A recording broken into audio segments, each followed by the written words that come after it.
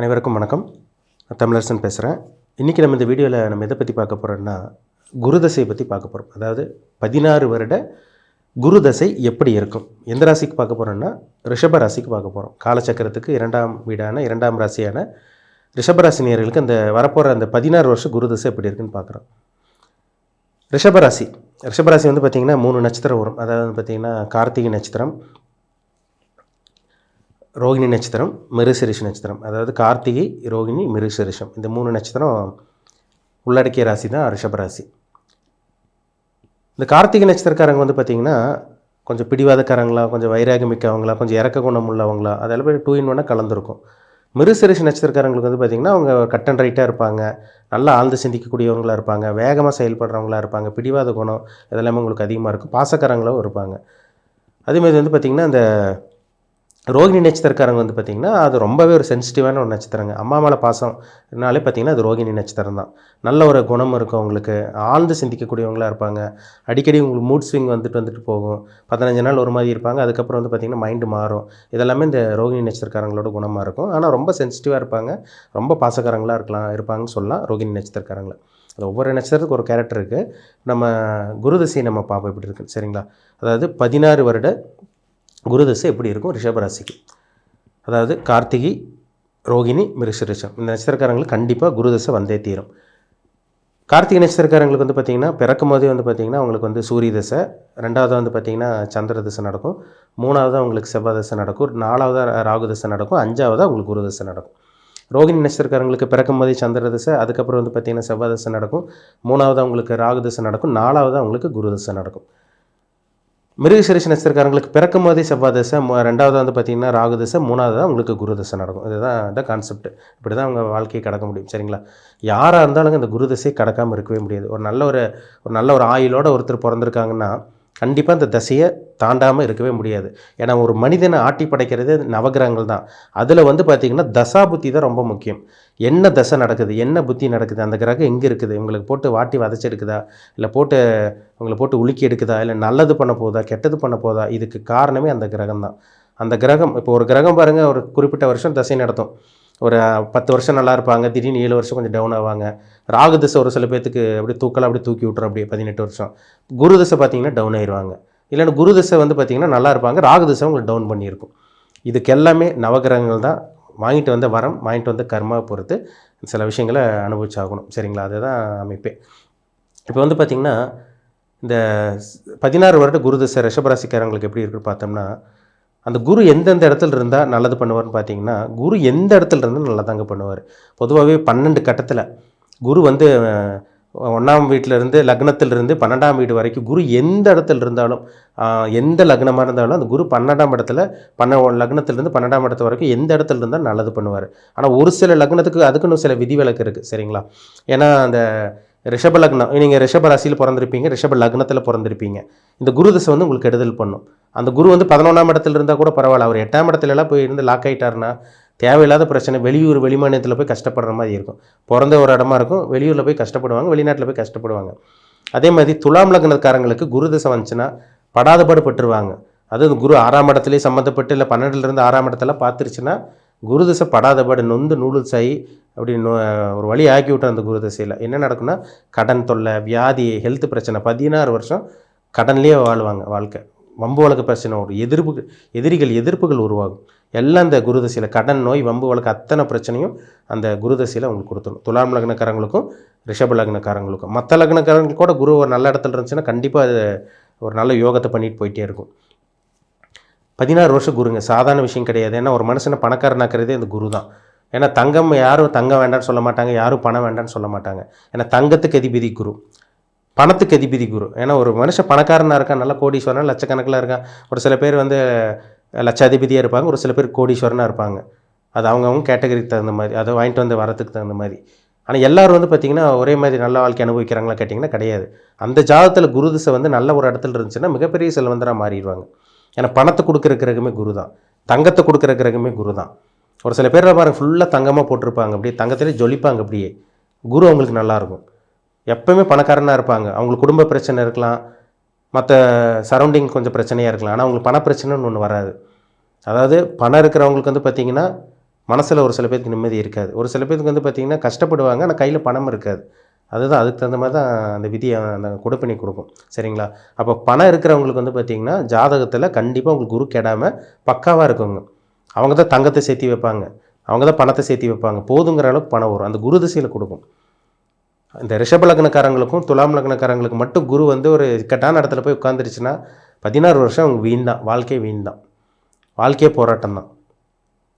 பொதுவாக பாருங்கள், குரு வந்து லக்னத்தில் இருக்கவங்க பாருங்கள், ஜென்ரலாக நம்ம பார்க்கும்போது பொதுவாக குரு தனித்த குரு இல்லை நல்ல கிரகத்தோட சுக்கரனோடையோ இல்லை வளர்பெறை சந்திரனோடையோ இந்த மாதிரி கிரகத்தோடு இருந்தால் கூட பரவாயில்ல. சரிங்களா? ராகோடு இருக்கக்கூடாது, குரு சனியோடு இருக்கக்கூடாது. இப்போ லக்னத்தில் தனித்த குரு இருந்துச்சுன்னா பாருங்கள், குரு பொதுவாகவே லக்னத்தில் குரு இருக்கவங்க நல்லவங்களாக இருப்பாங்க. அந்த மனிதாபிமானம் இருக்கும், இறக்க குணம் இருக்கணும், அடுத்தவங்கள ஏமாற்றணும்னு நினைக்க மாட்டாங்க, ஏமாளியாக இருப்பாங்க, இழிச்சவங்களாக இருப்பாங்க. ஓப்பனாக சொல்லப்போனால் இந்த லக்னத்தில் குரு இருக்கவங்களாம் பாருங்கள் இழிச்சவங்களாக இருப்பாங்க. நிறைய பேர் சொல்கிறாங்களே, நீ இழிச்சவங்க நீ வந்து அடுத்தவங்க ஈஸியாக ஏமாற்றிட்டு போயிடுவேன், அவனால ஈஸியாக ஏமாற்றி கவுத்து போயிட்டே இருப்பாங்க சொல்கிறாங்க. பார்த்தீங்களா? அந்த லக்னத்தில் குரு இருக்கவங்க தான். 2ஆம் இடத்துல குரு இருக்கவங்கள பாருங்கள், அவங்க பேச்சுக்கு மதிப்பு மரியாதை கிடைக்கும். இவங்க என்ன சொல்கிறாங்களோ அவங்க நம்புவாங்க. அடுத்தவங்க பேச்சு சும்மா அப்படி லட்டு மாதிரி இனிக்கி பேசுவாங்க, தகட்ட பேசுவாங்க. 2ஆம் இடத்துல இருக்கவங்களுக்கு பொதுவாக 2ல் குரு இருக்கவங்களுக்கு குரு தசை வந்துச்சுன்னா பணத்துக்கு கஷ்டம் இருக்காது, நல்ல சம்பாத்தியம், நல்ல வருமானம், நல்ல குடும்பம், நல்ல பேச்சு, நல்ல இன்கம் வரும். இதெல்லாமே இந்த 2ல் இருக்க குரு கொடுப்பார். 3ஆம் இடத்துல குரு மறையிறது அரைமறை ஸ்தானம் தான், ஒரு 50% தான். அது ஒன்றும் பெரிய பாதிப்பு கிடையாது. நல்ல ஒரு தைரியம், நல்ல ஒரு வீரியமும், நல்ல ஒரு சகோதர சப்போர்ட்டு, அதே மாதிரி முயற்சி பண்ணுறதுல விடாமுயற்சி எடுக்கிறது எல்லாமே இந்த 3ல் இருக்க குரு கண்டிப்பாக கொடுப்பார். 4ஆம் இடத்துல குரு, 4ல் குரு இருந்தால் ரொம்ப நல்லதுங்க. 4ல் குரு இருந்தால் பார்த்திங்கன்னா அம்மாவோட சொத்து கைக்கு வருது, இல்லை அவங்க அம்மாவே நல்லவங்களாக இருப்பாங்க, அம்மாவோட ஆதரவு கிடைக்கும், நல்ல வண்டி வாகனம் அமையும், ஒரு டீசெண்டான வண்டி வாகனம் அமைகிறதெல்லாம் பார்த்திங்கன்னா இந்த 4ஆம் இடத்துல இருக்க குரு தான். பொதுவாக 4ல் குரு இருந்து இந்த செயலாம் நடந்துச்சுன்னா உங்களுக்கு கல்விக்கு இந்த மாதிரி விஷயங்கள உயர்கல்விக்கெல்லாம் பஞ்சம் இருக்காது. பொதுவாக வந்து பார்த்திங்கன்னா குரு வந்து 4ல் இருக்கிறனால மேக்ஸிமம் வந்து படித்தவங்களாக இருப்பாங்க. படிப்பு கெட்டிருக்கவங்க பார்த்திங்கன்னா தசாபதி முன்னாடி தசாபதி கொஞ்சம் மாறி இருக்கும்.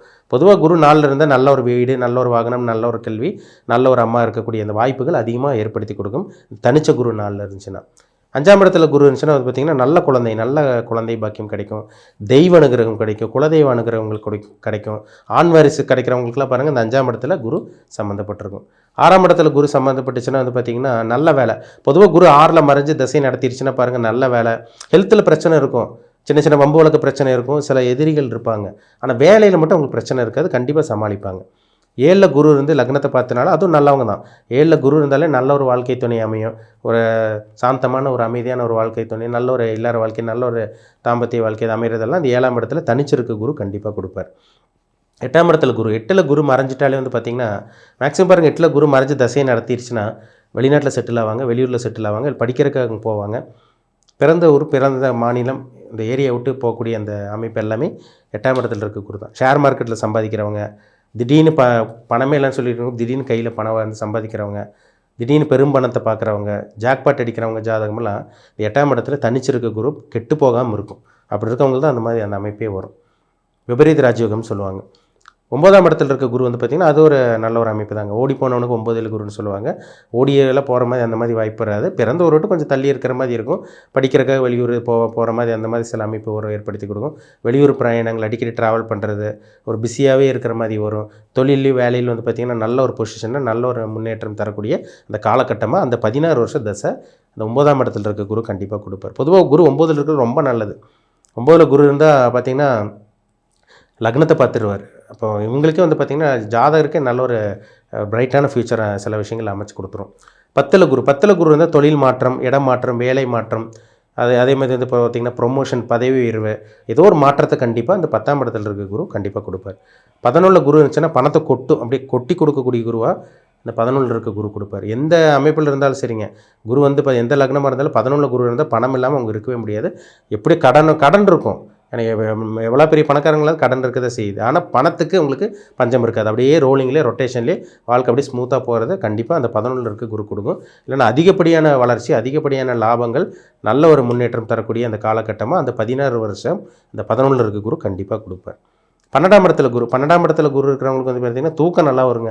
அந்த குரு திசை வந்து நல்லா தூங்குவாங்க, நல்லா சாப்பிட்றது, அதே மாதிரி வந்து பார்த்திங்கன்னா வெளிநாட்டில் போய் செட்டில் ஆகிறது. ஏன்னா 12ஆம் இடங்கிறது படுக்கை ஸ்தானம், அயன சயன போகை ஸ்தானம், கட்டில் சுகம், படுக்கை சுகம், தூங்குறது, அதேமாதிரி சாப்பிட்றது, அதே வந்து பார்த்திங்கன்னா உங்களுக்கு ஒரு நிம்மதியான ஒரு உறக்கம் வர்றது, தூக்கம் வர்றது எல்லாமே இந்த 12ஆம் இடம் தான். வெளியூர், வெளிநாட்டு பிரயாணம் எல்லாமே இந்த 12ஆம் இடம் தான். அந்த 12ஆம் இடத்துல குரு இருக்கவங்களுக்கு வந்து பார்த்திங்கன்னா தூக்கம் நல்லா வரும், நல்லா நல்லா சாப்பிட்டுட்டு அப்படியே நல்லா சொகுசாக நல்லபடி படுத்துங்கணும்னு நினைப்பாங்க. இது எல்லாமே இந்த 12ஆம் இடத்துல இருக்க குரு தான். ஆனால் இது யார் கூடயும் சேர்ந்துடக்கூடாது. உங்களுக்கு சனி பாத்திரக்கூடாது. சனி வந்து பார்த்திங்கன்னா தொடர்பில் இருக்கக்கூடாது. சனி இந்த 3, 7, 10ஆம் பார்வையாக வந்து பார்த்திங்கன்னா இந்த குரு கான்டாக்டே வந்துடக்கூடாது. ராகோட சேரக்கூடாது. அந்த குரு திசை கம்ப்ளீட்டாக அவுட் ஆயிடும். குரு திசை வீண் தான். அதனால் வந்து ஜாதகத்தில் குரு நல்லா இருக்கணும். ஏன்னா குருங்கிறது ஒரு மிகப்பெரிய கிரகம். பூமியை விட பெரிய பிளானட்டே குரு தான். அதாவது ஒரு பொன்னிறமான கிரகம். அதனால தான் பொன்னவன் சொல்கிறாங்க. ஒரு மஞ்சள் நிறம் கொண்ட அந்த அமைப்பெல்லாம் பார்த்திங்கன்னா அந்த குரு தான். அதனால் குரு இருக்கிறவங்களுக்கு வந்து பார்த்திங்கன்னா நல்ல அமைப்பு இருக்கவங்களுக்கு இந்த மஞ்சள் ட்ரெஸ் யூஸ் பண்ணுங்கள், இந்த கனகபுஷ்பரான் ஸ்டோன் யூஸ் பண்ணுங்கள், இதெல்லாம் சொல்கிறாங்க பார்த்தீங்களா, அதுதாங்க. ஏன்னா பணத்தை கொடுக்குற கிரகமே, தங்கத்தை கொடுக்குற கிரகமே, குழந்தையை கொடுக்குற கிரகமே குரு. ஏன்னா தனக்காரகன், புத்திரக்காரகன், அதே மாதிரி வந்து பார்த்திங்கன்னா தங்கத்துக்கு அதிபதி குரு தான். சரிங்களா? இப்போ குரு கெடவே கூடாதுங்க. எந்த ஒரு ஜாதத்திலும் குரு கெடக்கூடாது. குரு மட்டும் பாருங்கள், ராகோடைய சனியோட நெருக்கமான டிகிரியில் சேர்ந்து கெட்டு போய் கூடவே சுக்கிரனெல்லாம் கெட்டு போச்சுன்னா இவங்களால பணக்காரனாக வாழ்றதுக்கு வாய்ப்பே கிடையாது. நீங்கள் பணக்காரனாக இருக்கவங்க ஜாதகம்லாம் பாருங்கள், குரு பலன்னு அப்படி பளிச்சுன்னு இருப்பார். 5ஆம் இடத்தில் இருப்பார், லக்னத்தில் இருப்பார், 10ல் இருப்பார், 11ல் இருப்பார். இந்த அமைப்பெல்லாம் இருக்கும். 6, 8, 12 இருந்தவங்க கூட ஒரு நல்ல ஒரு வேலையில் நல்ல ஒரு பொசிஷனில் இருக்காங்க. ஆனால் பாவிகளோட குரு சேரக்கூடாது. நல்ல கிரகங்களோட சேர்ந்துச்சுன்னா கண்டிப்பாக குரு கொட்டி கொடுக்கக்கூடிய குருவாக தான் இருக்கும். அதில் மாற்றமே கிடையாது. அது எந்தெந்த லக்னத்துக்கு குரு நல்லது பண்ணணும்னா, அந்த மேஷ லக்னக்காரங்களுக்கு, இந்த கடக லக்னக்காரங்களுக்கு வந்து சூப்பராக இருக்கும். சிம்ம லக்னக்காரங்களுக்கு குரு ரொம்பவே நல்லது பண்ணும். தனுசு லக்னம், விருச்சக லக்னம், மீன லக்னத்துக்கெல்லாம் குரு வந்து அபாரமான வளர்ச்சி கொடுக்கும். அதாவது இந்த சூரியனோட லக்னத்தில் பிறந்தவங்க, சந்திரனோட லக்னத்தில் பிறந்தவங்க, செவ்வாயோட லக்னத்தில் பிறந்தவங்க, குருவோட லக்னத்தில் பிறந்தவங்களுக்கு இந்த குரு வந்து ஏன்னா நட்பு கிரகமாக வர்றதுனால கண்டிப்பாக ஒரு மிகப்பெரிய ஒரு ராஜயோக வாழ்க்கையை அந்த குரு திசை கொடுக்காமல் இருக்கவே இருக்காது. கண்டிப்பாக நல்ல விஷயங்களை ஏற்படுத்தி கொடுக்கும். அதனால் குரு கெட்டிருக்கான்னு பாருங்கள் ஜாதகத்தில். சரிங்களா? குரு கெட்டவங்கனால மிகப்பெரிய ஒரு மில்லியனராகவோ இல்லை பெரிய செல்வந்தராகவோ பெரிய பணக்காரங்களாவோ ஜாக்பாட் அடிக்கக்கூடிய காலகட்டமாகவோ கண்டிப்பாக உங்களுக்கு இருக்கவே இருக்காது. நிறைய பேர் கேட்குறாங்களே, வாழ்க்கை மாறுமா, குரு நல்லா ஜாதகத்தில் கெட்டிருக்கா என்னதுன்னு கேட்குறாங்க பார்த்தீங்களா? குரு கெடாமல் இருக்கவங்களுக்கு பார்த்திங்கன்னா ஒரே ராத்திரியில் வந்து அடுத்த கட்டத்துக்கு போகக்கூடிய நிறைய இதை பார்க்க முடியுது. சரிங்களா? ஒன்றுமே இருக்காதுங்க, ஒன்றுமே இல்லாமல் இருப்பாங்க.